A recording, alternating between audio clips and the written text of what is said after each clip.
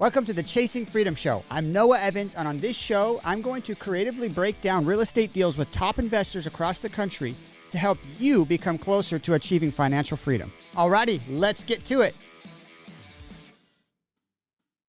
A quick housekeeping item that I wanted to take care of. So the show has been growing. I want to exponentially grow it, and to do that, I need your guys' support. This show is getting about 800 downloads a month, which is incredible. The average show only gets about 140. I want to get that to, 2,000, 3,000 downloads a month, because by doing that, I'll be able to bring on some really awesome guests, some huge players in the industry that you guys will gain so much from. In order to do that, though, we got to get those reviews in. If you guys don't mind heading to Apple Podcasts, telling me your honest feedback on the show, whether it's good or bad, either way, make sure it's a 5-star review. But I really would appreciate your honest feedback. Again, thank you guys for your continued support. Without further ado, let's jump into this week's episode.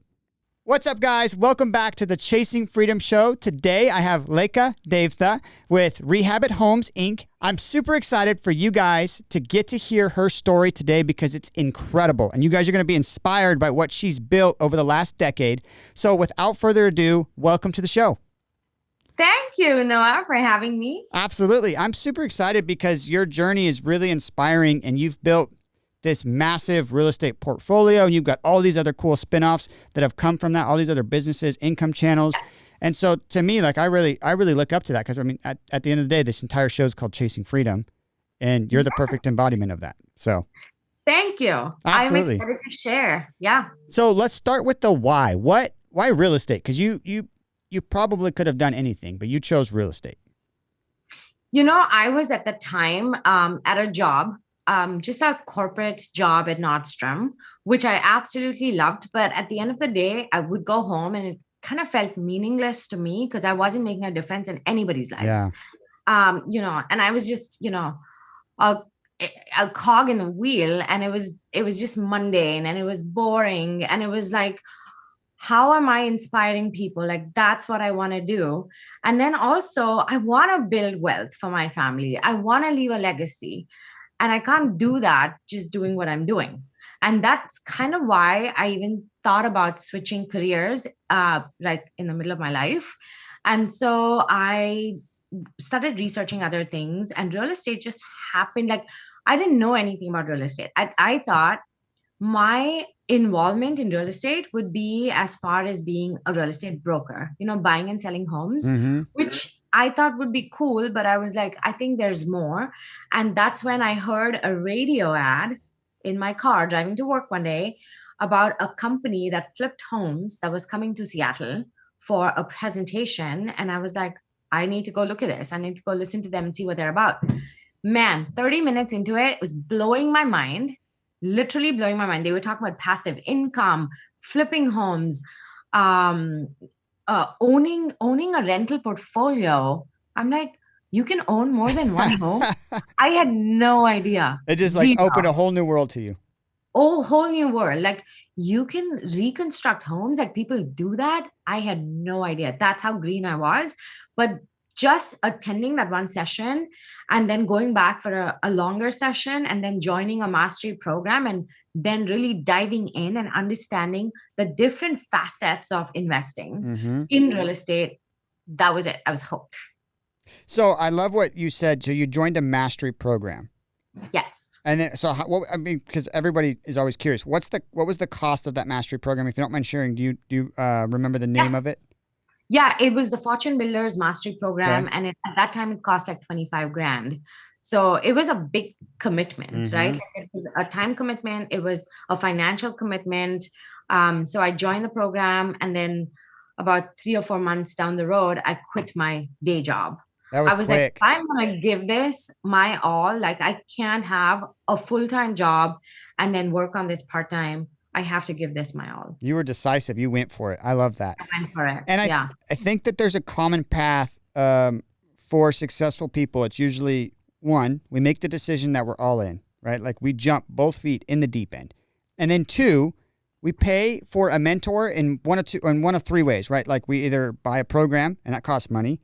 We go work for a mentor, and, it's essentially in your mind, you're losing money on deals, but not really, because you're gaining education and you didn't have to pay for that, right? You're paying for it through your work. Right.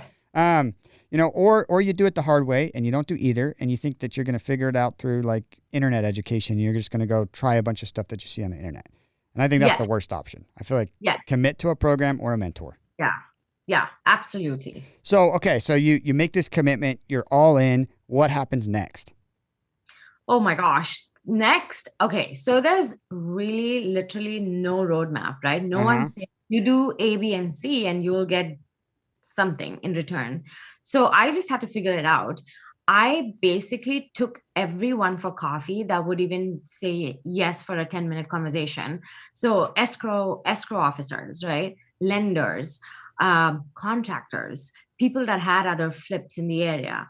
Like I just became a sponge, taking in as much information as I could and networking with as many people as I could. Then I found a networking group, like a little mastermind group in my area. I started going to that religiously, never missed a day. And then I started to grow and expand my network. And honestly, that growth in my network was what ended up getting me my first deal, ended up getting me, I mean, I hired who I thought was a good contractor, turned out to be a pretty bad contractor. So it was my network that helped me out. And that's when like I understood the power of networking was, the best thing that you could do to your company or your business to grow. Yep.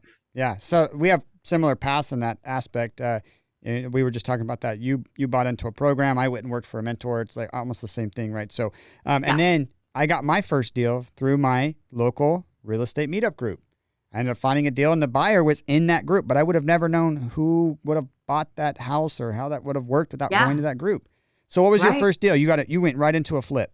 It sounds like. I did. So my first deal came from, so I met with an escrow officer who introduced me to a guy that flipped homes in my area, who introduced me to his buddy that was a broker who worked for a larger like wholesaling company in the area that I'd never heard of if I hadn't met him. And through all of that, they brought me my first deal and they said, here's a deal. You cannot walk it because the seller won't allow any walk-ins. You can only see it once you close on it. And I fell for all this. And then I ended up buying the house. And then I had to go off of their rehab budget, which they said was $60K, ended up being $125K. And it could have been a disaster of a first deal. I could have lost about $100,000. But instead, I only lost $5K. But I enjoyed every second of it. Like I enjoyed the good, I enjoyed the bad, and I just learned from it all. Yeah. To the point that on my next 5 deals, I crushed it. I made money every one of them. I think that you just embodied, the entire concept of success. Right. Most of it's a mindset. Right? Your mindset, you actually, you lost $5,000 on the first deal, but that's the wrong way to view it. You didn't lose $5,000. Yeah. It cost you $5,000 to gain the education. A ton of experience. And I'll tell you this, like nothing beats practical experience, right? Yep. No amount of books or podcasts or meetup groups, nothing takes you through a deal, like actually buying the deal, closing on it, fixing it up, selling it, going through that whole life cycle of a deal. That is the most important thing that you can do for yourself. And how much confidence did you gain that you would never gain through a book or a podcast? Oh my God, you should have seen me at the networking events after. Like I would walk in the room and own it. Like I did this, I hired this contractor, I picked this style. Like I made my house like super fancy, way fancier than it should have been, like whatever, right? But I owned the room with one flip. Like I had so much confidence that it also gave me the confidence to say, okay, I can buy my second deal and crush it, and third and fourth, Yep. And I think too, the other people then in that room have more belief in you as well, right? They see your confidence. They say, oh, I'll bring you my next deal, or I'd give you private money for your next deal, or whatever it is, right? So I love that. Okay, so you started doing flips, and the next, year to 2 years, you built up a flip business, right? And you started flipping a bunch of properties. Yes. So the next year I flipped 8 homes. Okay. And the year after that, I flipped, I think about 15 homes. And so it just kept, I just kept flipping homes. And that was my jam. And I didn't like the cosmetic ones. I liked the full studs out remodel with engineering. Yeah. structural, like that was my jam, because that also had the most spread. So I was able to fail if I did and like still make money. And so I just figured that that was my niche, you know. Yeah, that's a great point. And I want to break that down a little bit more because I think there's a lot to be learned there. I would consider this a gold nugget of the episode. Can you break down a little bit more on why you saw a little bit less risk in the full down to the studs remodel versus the cosmetic remodel? Yeah. So basically, when I was buying the down to the studs remodels, the houses were pretty stressed. There were like no drywall, broken walls, just really distressed. And so when I walked into a home like that, I automatically knew that my rehab wasn't going to be 50K or 60K in my area. It was more like 125 to 150K remodel. And so if I had to put in that much work, I had to get the deal at a solidly under market value. And if you got a deal for that much under market and you were going to put in a good amount of money, then you would fix it up and that house would be the shining crown jewel of that neighborhood. And then what I also noticed, like you also have to assess your market and see what would fit the market. What I saw in my market was that there was a lot of techies and newer, like younger families Yeah. that wanted these homes, and they wanted move-in ready homes because they didn't have time to go out and fix up anything. Mm-hmm. They would just buy fancy furniture and move in. And so, to cater to that market, to cater to those higher net worth individuals that wanted to buy these homes, I had to make my homes shine. And if I did that, there was always people willing to pay top dollar for it. And that's where I like force appreciation and built that spread. So if someone came in and said, this rehab would net you 35K, I would always end up making 65 to 70K back then. And So, do you relate that to solving the problem of what the end buyer was looking for? Because you're right, you could have gone in there and spent 30, but it's yeah, not what that high paid, quick pace of life, young, successful individual wants, right? They're like, no, that's not impressive to my friends that I have over on Friday night to have drinks. Like, exactly. I want the full backsplash. I want the accent walls. I want the cute fire. Yeah, Yeah. So I get it. No, I yeah. love that.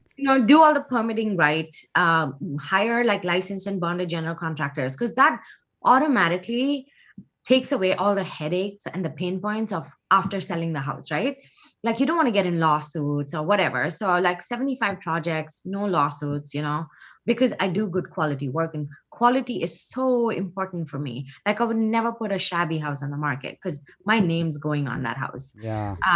Rather, I have buyers that buy my homes and then call me and say, hey, can you come design like this space for me? Or where did you get the cabinets? Where did you buy the tile? Like we want to do more of it. Or, we love what you did. We love how you designed it. So I just feel like there's more value and there's more of like, a getting back if you do the right thing and put out good projects. Absolutely. Well, the goodwill of your name is worth more than any one or two So or much. three individual projects. Right. So, Exactly. I mean, I was going to relate this to this anyways, but I'd love before we move into, because you scaled fast in the spectrum of time. But I Yeah. want to get into scaling. But before we get into that, I want to get into you mentioned you had done 75 projects, these beautiful high end flips.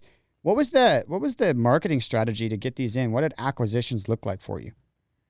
Okay, so when I first started out, I did direct mail campaigns. Mm-hmm. I was so bad at them. I didn't have the, I don't know, I didn't have the grit to follow through. I didn't Mm-hmm. have the grit to negotiate a home, like tell a seller directly that they have to sell me their home and I would pay all cash or whatever wholesalers do. I didn't have that. That wasn't my forte. What I was good at was networking with like-minded people, networking with wholesalers that saw these deals, door knockers, people that did bandit signs, bird dogs, like those, like getting those people in my circle. And then like, just being a good person and saying, okay, if you bring me a deal, I will buy it. I Yeah. will give you a back. Like taking care of my wholesalers, I think was the best thing that I could do to my business, because then instead of wholesalers blasting a deal to 100 people, they would pick up the phone and call me and say, you need to buy this deal because it's a slam dunk. Mm-hmm. And that's literally how I have acquired every single property of mine. That's amazing. I don't buy many deals off the MLS. I buy them from my wholesalers, either like, off market, or if they find something on the MLS and have tied it up right away for a damn good deal, then yeah, You'll take it. Yeah. and my deal pipeline has been full.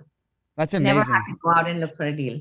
And you're in like one of the most competitive markets in the US. Like it's not, I mean, it's not a joke there. There's hundreds of people that want to flip homes. And Yeah. because of the economy's done so well, their money's not in a shortage. It's not that people don't have money to buy and rehab these homes. So, Yeah. I love that concept. There's been something that I've been toying around with as I reviewed all of my deals last year and the marketing channels they came from and the money spent on those channels. If I just combined it two categories, and by combining networking and wholesalers, it was about 50% of my entire deal flow. The rest of them were split up among like 12 different marketing channels. Right. So right. for half of that to come from two channels that actually didn't cost me money, there was a part of me that said, and my acquisitions manager and I are talking now, and we're discussing switching up and stopping the marketing direct to seller and instead marketing to agents, wholesalers, and other investors. I don't know that there's a bunch of smart. yeah, I don't know there's a bunch of people doing this, but like seriously, like I'm like, what happens if I were to build a list of every single wholesaler that's ever done a deal, all the agents that have ever represented a cash buyer, and then a bunch of other investors, and I spent 20 grand a year instead on giving them gifts and making sure that I'm front of mind at all times, what would my deal flow look like? Yeah, you don't even have to spend on gifts. That's true. Just be a good person. Just be like, hey, you bring me a deal and I'll take care of you. Yeah. Like I will close no matter what. I will give you my word and I'll do what I say. Like if you say, come see this house today, I'll show up. If you say, write me an earnest money check to hold this property, I'll write you an earnest money check and I will close. Like if I think the deal is worth it, then I'll close no matter what. And automatically you'll see a switch. You will become top of mind. You will become, and then do a damn good job with the rehab, right? That they're like, I was the one that sold that investor that deal and he made 150 They're grand. proud of it now. Yeah. And then they're like, amazing. Yeah, I love that. That's so cool. If you guys were driving or whatever it was you're doing, stop, go back, listen to the last 30 seconds there, because that's truly how you're going to go succeed in your market, especially when you don't have a bunch of dollars to allocate to a marketing budget. You don't need to. You just, like Leka said, you just need to be a good person. You need to treat people well, and you need to hold yourself to your word. You need to execute on what you say you're going to do. I love that. Right. Okay. Well, let's talk about, because you scaled up and you've got 100 other things going on now. Yes. I want to talk about the scaling process. How do you do that? Like, how do you move from, this industry that you've built up all your knowledge and your skill set and your wealth in, to bigger deals, to, more moving parts? What does that look like? How did you make sure that you set that foundation up to be able to do that? Yeah, I think my successes have come because I did it slowly. I did it wisely. I did it with a lot of education, and I did it with networking with the right crowd and the right people, adding the right people to my team. So I flipped homes for a long time before I started to hold properties for passive income. So about, let's say, 3 years into flipping homes was the first time I held a property, which I still own in my portfolio. And so I was like, okay, it makes no sense to make all this money and then just blow it up on buying more properties, right? Because that's the hamster biggest, wheel. Yeah. the hamster wheel. And then I'm going to be actively investing for the rest of my life. I don't want to do that. So I started to put away money to then start investing that money into rentals, also value add rentals. And then I basically utilized the BRRRR method to then start adding these rentals to my portfolio without having any of my money in. So the bank would pay me money to hold these properties. And now these properties are all have doubled in value, right? So that was the way I built my passive income portfolio. Then I started to notice that there was very few deals on the market. There were way too many investors. So I was like, okay, I can buy a house to flip, but then let me look at it from different angles and see what other exit strategies I can implement. And that's how I started to hold on to, like, subdivide lots and hold on to lots. I started to look at that, like, income adding strategies, like, Mm-hmm. building an ADU, a DADU, building a second unit, like whatever that was, to my single family flip.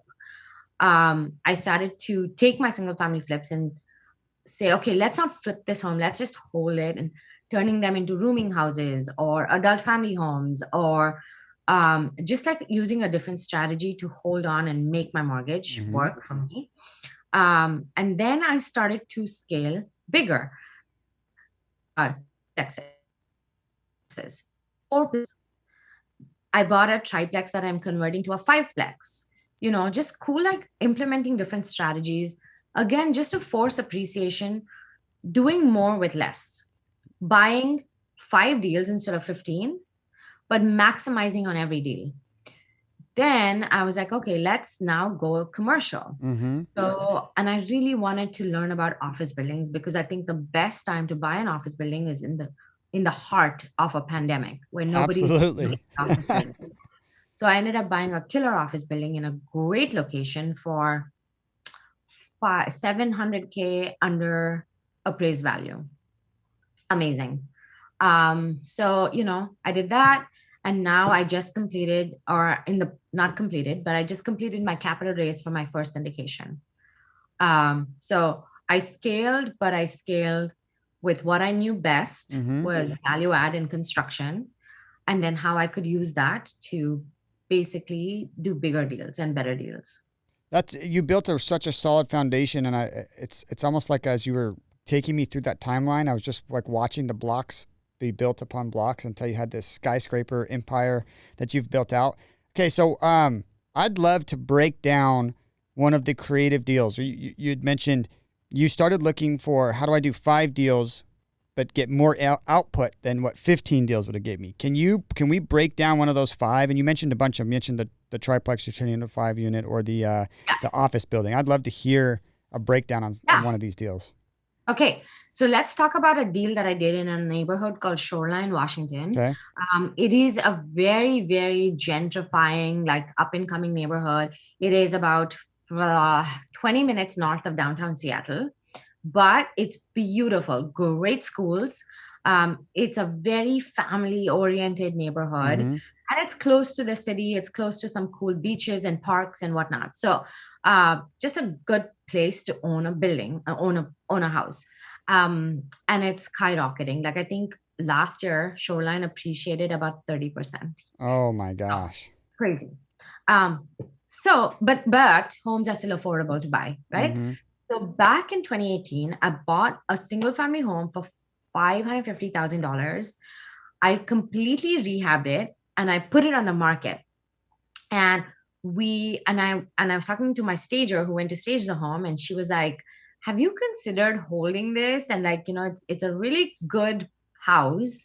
It's got tons of rooms, and it was unique because it had a downstairs and an upstairs, and each of the floors had its own kitchenette, with bedrooms, bathrooms. And the way that the house was built is that it had a road, like a street going up to one house, the main house, and then it also had a pathway going to the basement. So you Interesting. could park in both levels.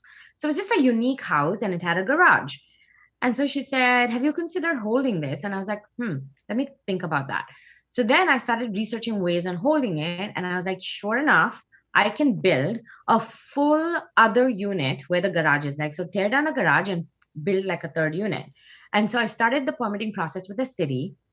The city was so slammed that permits typically take about 3 months. It ended up taking 8 months. But I went through it. I went through the whole process. I, you know, I had to pay heavy holding costs through that process. And I Yeah. did that. I basically took my active income and, like, funneled it You fed to it. this. Yep. I knew at the end of the day that this was going to be a good deal. So ultimately, like, I had to keep my eye on the prize and believe in delayed gratification. So then the construction started. And what I did was I ended up adding a 1,200 square foot addition to a 3,400 square foot house, building a 4,400 square foot house with 3 kitchens, 10 bedrooms, 6 bathrooms. This is huge. That's a massive house. Wow. It's a massive house. So now I have 3 sets of tenants. I make a positive cash flow of $3,500 a month while the renters pay off my mortgage every month. Mm-hmm. And this project was valued at about 1.2 when I financed it, when I conventional financed it. Today it's worth about 1.8, and this is 2 years later. Wow. So massive amount of appreciation. Yeah, that's huge. That's almost unheard of. That's funny. This particular pocket, you said appreciated 30%, and it's so funny because the media almost tells you what they want you to hear, because it's like everything gets overshadowed. Like Boise's in the news for everything. And Boise's like the hottest market in the country. But it is. But it's also not that crazy. There are other markets doing the same things. I mean, you talked about Shoreline doing 30. Boise did, I think, 40 last year. 10% doesn't sound like a lot, but we're talking about 30% appreciation on houses that started off with a $500,000 or $600,000 value. In my market, we're talking about 40% appreciation with houses that started off with a value of 200. So it's very different, right? So technically, the more impact is in your market. It's because of our higher pricing and lack of inventory and lack of rentals and in good neighborhoods. Yeah, it's a hot market. Okay, so a deal review here. So you bought this thing for, you said 5, right? 550. 550. Yeah. What was the rehab just on the first house, just to get the house and the basement ready? So just for that, it was $150K. Okay, so you're all in it for 7, right? Yep. Yes. And then what did the addition cost? Yeah, so the addition cost about $200K. $200K. Jeez Louise. Okay, so 7, 8, you're all in it for 9 now. And then it originally appraised out at 1.1. Originally appraised at 1.2. Oh, sorry, 1.2. So you had no money into this by the time you were done. On the first refi, no. I did because the bank wanted me to have some skin in the game. So I did have and I spent a lot of the rehab costs from my pocket. So I did have I still have about $150,000 into this house. It's a good savings account. It's a great savings account. That's why I feel like I am it's a great savings account. Yeah, I love that. Okay. And then do you plan to do another cash out refi this year? Or, are you going to leave it? Yeah. Yes. No, I do. I need to do a cash out refinance before the rates go up because there's so much equity built in this house now that I have to get it out. Yeah. I know. And if you could do it before rates go up, you'll be in a better spot too. So, yes. Okay. That's amazing. Okay. Normally I don't do two deal deep dives, but your deals are so intriguing. Can we do one more? Yes. Yeah. Let's do one more. Okay. So, we can talk about the 7-figure flip. Yeah. Let's do that. Yeah. Okay. So I bought this other house. It was in a neighborhood called Sammamish, Washington. Sammamish is just amazing because it's a very premium, East Side market where houses are expensive, but the schools are some of the best in the state. It's also extremely green and super family friendly. And there's a lot of things that Sammamish, the city, is doing to really make it one of the better neighborhoods. So there's a metropolitan market, there's just good restaurants and strip malls and it's so cool to live there. So I found this house and I was going to flip it and basically just walk away with a $35K profit. This was back in 2017. But the day I closed on it, I realized that I could actually subdivide the lot. Oh my gosh. I didn't even know what that subdivision would entail or what that meant. So I went to the city and I got as much information as possible. A lot of stars had to align to be able to do this. And basically 4 years after I started my subdivision, I ended up getting my subdivision, recording it with the county. I got 3 lots out of this one house. So I got the house and the lot that it sat on. And then I got 2 additional lots where they could build 4,000 square foot homes. Oh, man. Yeah, those are big homes. And then I ended up making $1 million profit on this one project. So how did you hold that for 4 years? What did that look like? Yeah. So, again, it's about building great partnerships and relationships. I flipped the house and I rented it out. So the rent basically covered all my mortgage. That's amazing. For the house, perfect. Right? I didn't make any cash flow, but it covered my mortgage. Then there was the city fees, the horizontal construction fees, because you have to go in and put in like the sewer, the utilities, the sidewalks, the street lights, the curbs. So all that cost me about 500 grand. And so I'm like, okay, how am I going to fund that? Mm-hmm. So in 2017, I helped these two amazing founders build a hard money lending company. Mm-hmm.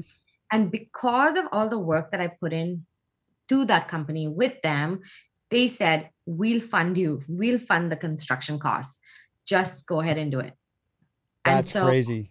they That's so basically, cool. they basically funded the construction, and I was able to finish all that, pay everybody back, and then take my profit home. So it was pretty amazing. So what do you think led up to them being willing to do that for you? Like what would you tell the listeners? Like how do they go add value to high level players like that, where then doors open like that for them? I think that is an amazing question, and it's very insightful. So when these two people came to me with an idea of starting a hard money lending company, I didn't have to help them at all. No. But I walked them through so many different scenarios. I explained to them how I wanted the hard money lending company to look for me, just for my business. I helped them connect with some key players in my market. I basically put them on the map. I brought them to expos. I helped them network with people. I introduced them to the right employees that are still employed by the company. And I did this all out of goodwill, not expecting anything from them. And I think they saw that too. And they said, okay, you helped us succeed and we'll help you succeed. And they basically said to me, like, look, if you need money for this project, like we'll fund it. Don't worry about it. All we want to do is see you succeed. And that's powerful, right? Like when you can help someone without any expectations, Yeah. it's good karma. It's going to come back. It's going to come back tenfold. So in this business, like, is one that most of the people that you meet are just sole business owners, small business owners, and all you have is each other. So if you take care of the people around you, then when you need someone, they're going to come take care of you. So that's really what happened. And I'm very close friends with them, and I'm just glad to see them succeed, and I'm happy that they had my back when I needed it. Yeah, that's amazing. And then so this relationship started with these guys based off of you just wanting to see someone else succeed. And I think that this is so important because it's it reminds me of the law of reciprocity. And it's that usually when you enter that law, you're not thinking, just like you're talking about. You're not thinking about what's in it for me. You're thinking, I just want to put something good out there. I want to build up other people. I want to do good. And by doing so, I hope that at least in the universe or whatever it is that you believe that good things come back, whether that's from that person or just doors open or whatever. Right. But it's such a crucial concept in business. I mean, even down to, that's at a big scale. That's like very high level, right? Like I'm going to relate that down to something super small for any entry level listeners that are listening. So think in terms of you're talking direct to a seller. If all you're thinking about is how do I make money on this deal, I can almost guarantee I could tell you that deal's going to go. You're probably not going to close it. Right. Because money is not the most important thing to be focused on. No. Instead, what would you tell someone to focus on instead on that deal? You know what? I would say help out the seller. See what's best for the seller's, interest, right? Like, is it best for them to sell you this house? Or, can you help them fix it up and actually put it on the market so that they can get way more money? That's why I would make such a bad direct to sell, like, because I would always tell the sellers, like, if you put it on the market, like you would get a lot more money for it. But sometimes sellers also don't want to air kind of their dirty laundry out in the public, and they don't want to list it on the market. And that's why they want to sell it to someone off market and just get a quiet sale. So I would say always put someone else's interest first before you go in and say, okay, how can I make money on this, right? Because that'll come eventually, because there are going to be sellers that want to sell you their home because you are a good person. You will take care of them. You will not swindle them out of their family home or whatever it is, right? So I would say just approach it in a different, more like put your heart out first. And that's kind of how I approach my business and the people that I work with, is just connect with the heart, and then the money and everything will come. Absolutely. I agree. Not about the money. Oh my gosh. I agree with that so full-heartedly. I mean, one, at my core, that's what I'm passionate about, is helping people. That's why, like, I think that's why we excel as an acquisitions team. I mean, you guys, like, you gave us your brand new Airbnb. And I have to call you out for that. Like, we were in Boise and we didn't have a place to stay because every hotel was booked. And Brandon Turner reached out to his network, reached Noah and said, Noah, do you have any homes for us to live in for like the weekend? Uh-huh. And Noah graciously gave us his Airbnb that had just, like, when we walked in, we could smell the fresh paint. He said, you guys can have this for the weekend, and, made it a party. And thank you so much. And not just that, they even had like chips and chocolate and snacks and wine. And I'm like, this is the best Airbnb host ever. So I have to call you out on that. So see, that was hard right there. That was hard. Yeah, thank you so much. And yeah, it to me, that's like way more rewarding than a big check, right? Like, I got to then go hang out with you guys and get to know all of you. Yeah. And it was just, I mean, it was so much fun. And I don't know, to me, there's a lot more in giving than there is in taking. And, Brandon had asked if there was anything he could do. He's like, can I pay you? I'm like, absolutely not, man. Like, that's not what this is about. Like, just enjoy the stay and, give me some feedback on the place when you're done. And yeah, no, it was such a cool opportunity. Law of Reciprocity. I didn't expect a single thing out of that. Brandon then had asked if I would come to the Bigger Pockets, what do you call that? Conference. And then because of that, I got on the Bigger Pockets show. Yes. So it's crazy. Like, and then, a bunch of other things have happened since then. And so there's been a chain of events of things that have happened and continue to happen. And again, I didn't want anything out of that. I just wanted to be able to give value to you guys and make sure you had a place to stay. And it was so fun too. So that was so fun. And I'm so glad we got to meet. See, we would have never met otherwise, right? And then hang out in New Orleans for a whole week after that. It was so fun. Yeah, it was crazy. Yeah. So good. Yeah. Well, this has been, I hope none of the other guests take offense to this, but this has been one of my favorite episodes. You brought so much energy to it. It was really fun. And I think we had some great conversations. I would be highly surprised if guests don't want to get a hold of you. What is the best way that they can reach you? Okay, so they can reach me on my Instagram, Leka Devatha, or I'm active on LinkedIn. Okay. So yeah, feel free to reach me. My website is rehabithomes.com. That's another way you can reach me. So easy. Perfect. And then we'll get those in the show notes, you guys too. So there'll be some links and you can just click on them and get directly over there. And then I did skip some questions. So I just got excited. Would you mind sharing with the listeners an impactful book that you've read in the last year or so that has changed either? I think it'd actually be really cool if you could relate it to scaling. Have you read an impactful book that has helped you scale? You got a whole stack of them right there. Yeah. It's The Daily Stoic by Ryan Holiday. Okay. My good friend Kaylee McMahon actually sent it to me. And I think that book, it's not about scaling, but it's about mindset. And it's just about how loving yourself makes you put out an aura and an energy that attracts good. And it's just a gentle but good reminder. And it's every page is a different lesson. And it's like 365 pages for every day of the year. But I just think it's a fantastic book. It has nothing to do with business or real estate or anything. It's just a great book for mindset. I love that. Okay, great. And then any podcast that you recommend? I mean, yours.